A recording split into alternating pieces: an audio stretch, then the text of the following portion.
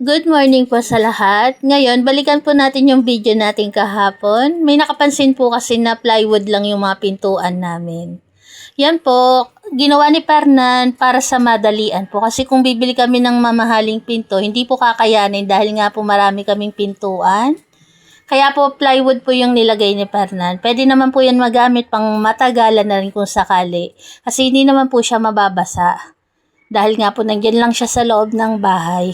Kailangan po kasi malagyan agad namin ng pintuan yung aming bahay kasi isa po yun sa requirements ng Meralco para po malagyan kami ng permanent na kuryente. Kaya po yan, ganyan po yung ginawa ni Fernan. Tapos sa nakapansin po kasi yung banyo nga po, katapat daw ng CR, yung shower, katapat daw ng pintuan ng CR namin. Yung pintuan po ng CR namin, talaga pong pang banyo po siya. Kaya hindi po siya basta-basta masisira kasi po yung pagkakagawa po ng pinto, plastic po siya. Kahit mabasa, hindi po siya masisira. Kasi may nagwo-worry din po na katapat daw ng shower yung pintuan, masisira daw agad yung pintuan. Hindi po siya plywood. Binili po siya ni Fernan na pangbanyo po talaga yung pintuan ng CR. Sa naghahanap naman po ng lavatory ng aming CR, wala po talaga siyang ganun. O yung lababo po, wala po siyang lababo dyan. Kasi nga po maliit lang yung CR namin. At sa tingin naman po namin ni Fernan, hindi na po namin kailangan yun. Dahil meron naman po kaming ibaba. Doon na lang po kami magto-toothbrush o maghihilamos. Diyan naman po, CR lang po talaga yan yung nasa taas. Bali, ang magiging CR po talaga namin, 3. 2 sa baba, 1 po dyan sa taas. Kaya hindi na po siya siguro kailangan dyan. Kumbaga, CR lang po yan para po pag nasa taas kami. Yun lang po yung paliwanag. At yung sa lalagyanan po pala ng mga sabon, pwede naman po yun, bibili lang ako 'di ba sa online shop, ididikit lang po sa tiles. Pwede naman po yun. Kahit hindi po naglagay na kasi may nag-comment din po na bakit walang lalagyanan ng mga sabon, walang lalagyanan ng At saka pwede rin po silang maglagay pala doon kasi hindi pa po siya lahat may tiles. Yun lang po yung paliwanag. Inisa ko na lang po sa video para po marinig ng lahat. Kasi kung magko-comment po ako doon, baka po kasi hindi rin mabasa. Ayan. At yung sa bintana nga po pala sa hagdan, talagang naka-close lang po siya. Bali, salamin lang po yung nakakabit. Ganyan lang siya. Para, nirequest ko po talaga yan kay Fernan. Para nga po, kahit hindi kami mag-open ng ilaw sa hagdan, maliwanag pa rin siya. Kasi nga po, natatapatan siya ng liwanag. Ganyan lang po talaga siya. Nakikita ko rin naman po yan sa iba, diba? Ganyan yung hagdan nila. May nakatapat na bintana. Para laging maliwanag. Hindi ka man magbukas ng ilaw, maliwanag pa rin. Kaya po meron kaming bintana sa hagdan, taas at baba. At dito naman po tayo sa aming lababo. Meron din po nag-comment na bakit wala kaming outlet. Kung mapapansin nyo po, itong butas na to, outlet po to.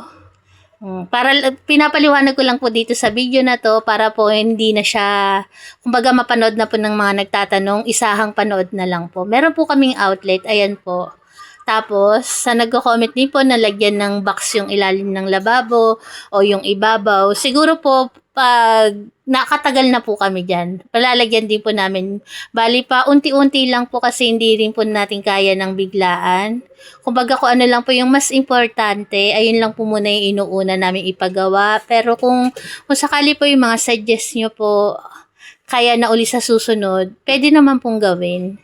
Bali pa unti-unti lang po, inuuna po talaga namin yung mas importante, yung lalo na po ngayon yung kailangan sa Meralco na meron kami dapat na lababo, CR, pintuan, bintana para po malagyan kami ng permanent na kuryente.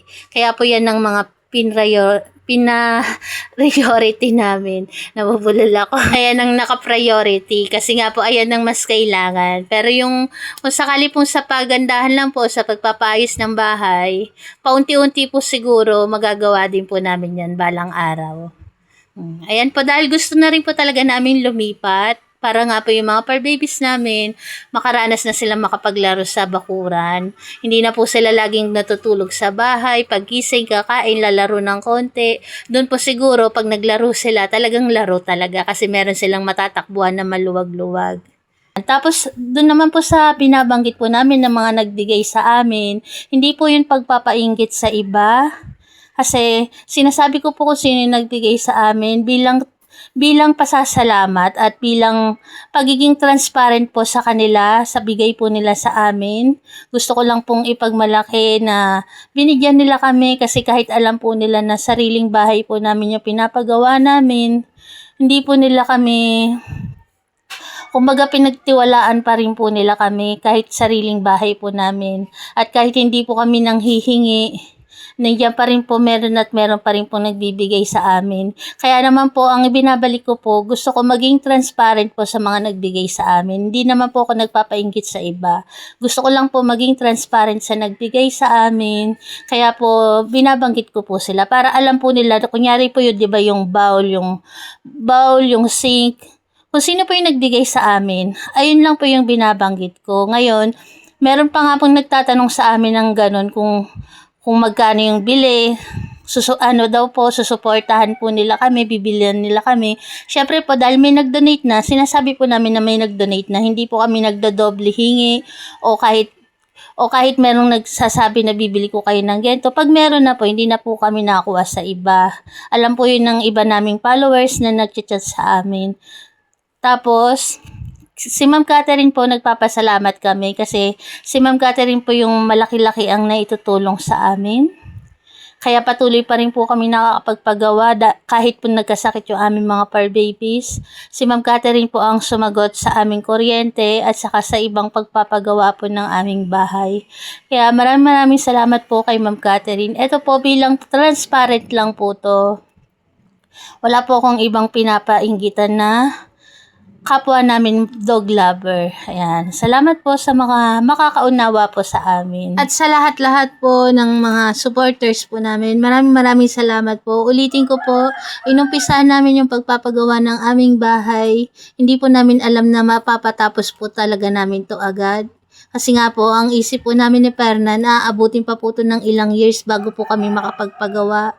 Pero yun nga po, hindi namin akalain na may sasagot po sa pangangailangan po namin kahit sabihin na paunti-unti. Meron po talagang nagbibigay sa amin. Salamat po sa lahat-lahat po ng pagmamahal nyo sa aming Barako family. Hindi ko na po kayo maisa-isa pero alam niyo na po kung sino-sino po kayo. At ganun din po sa aming mga viewers kasi kung di rin po dahil sa inyo, hindi rin naman po kami makakapagpagawa ng ganito. Kaya maraming salamat po sa lahat-lahat po. Salamat po sa inyo.